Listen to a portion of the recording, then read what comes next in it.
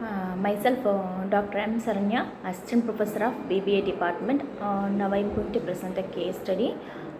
The case is Sadish was a sales manager of industrial product company in a city branch. A week ago, he was promoted and shifted to head office as deputy manager, product manager for a division of products which he was not very familiar with. 3 days ago, the company VP, Mr. George, convened a meeting of all product managers. Satish's new boss was not able to attend due to some other preoccupation. Hence, the marketing director Preet asked Satish to attend the meeting as this would give him an exposure into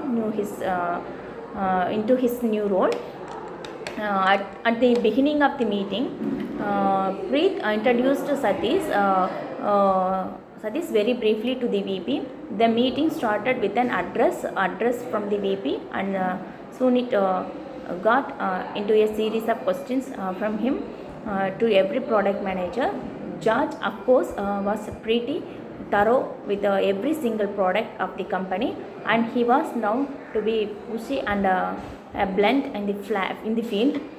Most of the product managers were very clear of George's way of working and had thoroughly prepared for the meeting and were giving to the point answer. George then started with Satish. Satish, being new to the product, was quite confused and fared miserably. Preet immediately understood that George had possibly failed to remember that Satish was new to the job. He thought of interrupting George's questioning and giving a discreet reminder that Satish was new. But by the time George, who was pretty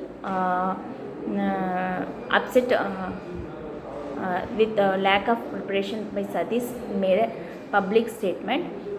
Gentlemen, you are witnessing here an example of sloppy work, and this can't be excused.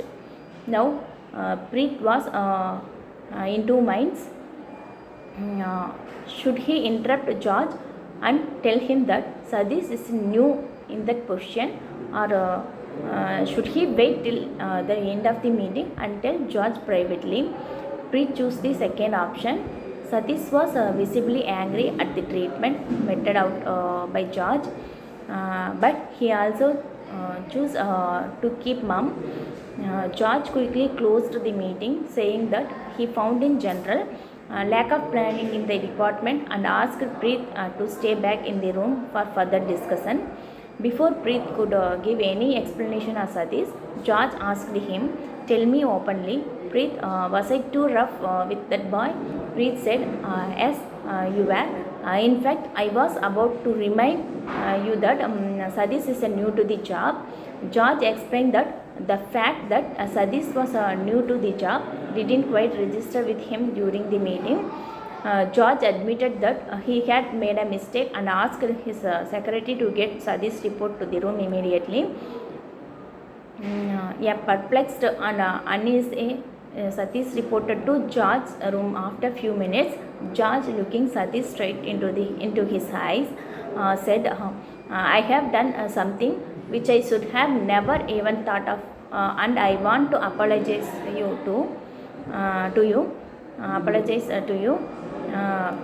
It is my mistake that I did not recollect that you were new to the job when I was questioning you."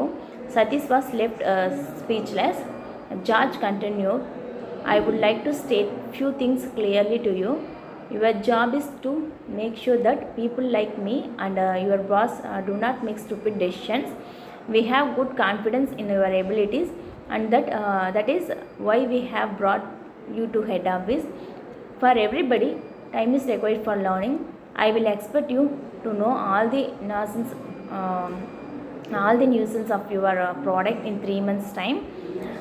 Until then, you have my complete confidence." George closed the conversation with a big reassuring handshake with Satish.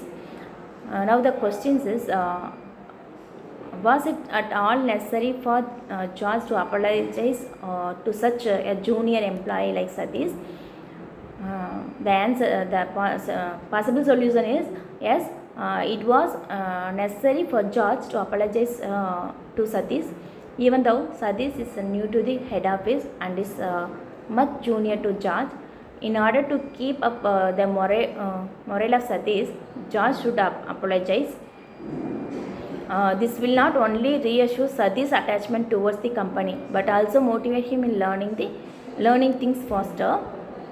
Second question is, if you were in Sadish's place, how would you to respond George's apology? If I were in Sadish's place, I would thank George and promise him to learn things well within the given time. Thank you.